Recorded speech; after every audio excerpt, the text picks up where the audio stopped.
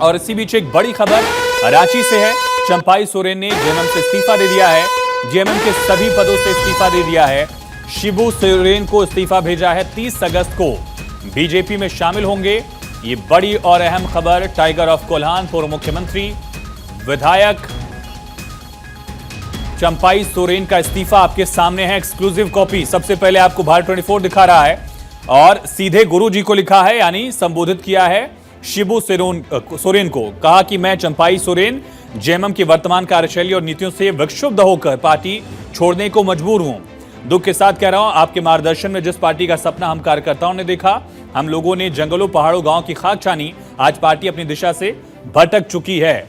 शब्द बहुत तीखे हैं। सीधा रुक करेंगे पॉलिटिकल एडिटर अदिति नागर का हमारे साथ कनेक्ट है। अदिति, आखिरकार इस्तीफा भी दे दिया है, लेकिन शब्दों का अगर चयन देखें, काफी कड़े शब्दों का इस्तेमाल किया गया है।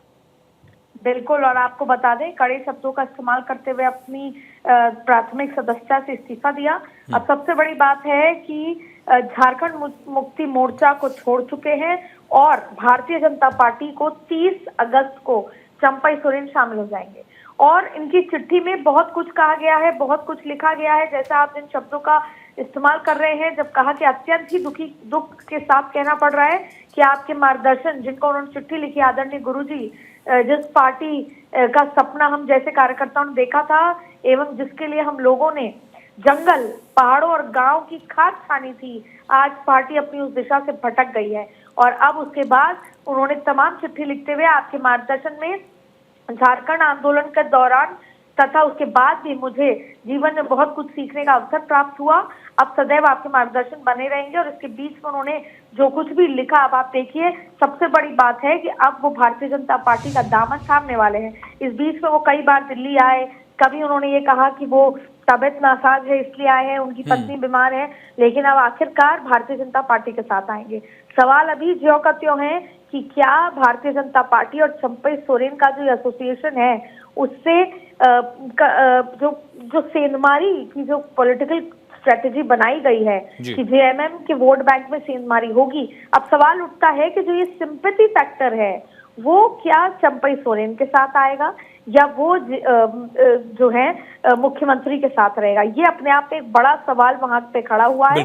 ऐसे में भारतीय जनता पार्टी पूरी तरीके से कोशिश कर रही है, लेकिन वही जो सवाल है, एक तरह से हेमंत सोरेन का नाम नहीं लिया, लेकिन बताया कि किस तरह से शिबू सोरेन के असक्रिय होने की वजह से जो पुराने कार्यकर्ता उनको तरजीह नहीं मिल पा रही है, ये भी आज जाहिर करने की कोशिश की गई है क्या? और दूसरा, जो पूरा कोल्हान एरिया है जहां बीजेपी को काफी नुकसान हुआ था पिछले विधानसभा चुनाव में, वहां चंपाई कितना इम्पैक्ट डाल पाएंगे? देखिए, पहली बात तो जो आपने पहला सवाल किया कि हम एक परिवार की तरह ये पार्टी में आए थे, परिवार मानते थे, लेकिन कुछ घटनाक्रम इन दिनों ऐसे हुए कि जिसकी वजह से मुझे बहुत ही पीड़ा के साथ कठिन निर्णय लेना पड़ रहा है। वजह यही है कि कैसे मुझे और कार्यकर्ता अब उस पार्टी में वो अपनत्व महसूस नहीं कर रहे हैं और ये पार्टी असल दिशा से भटक गई है। तो जाहिर तौर पे उन्होंने उसका हवाला दिया।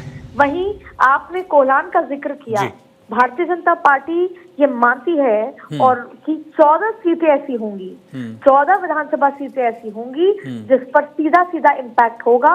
और ऐसे में वो जो इमोशनल फैक्टर है उसका भी इम्पैक्ट होगा और भारतीय जनता पार्टी को फायदा मिलेगा। तमाम जानकारी के लिए, समीकरण समझाने के लिए बहुत शुक्रिया आपका अदिति। तो 30 अगस्त को बीजेपी में शामिल होंगे चंपाई सोरेन।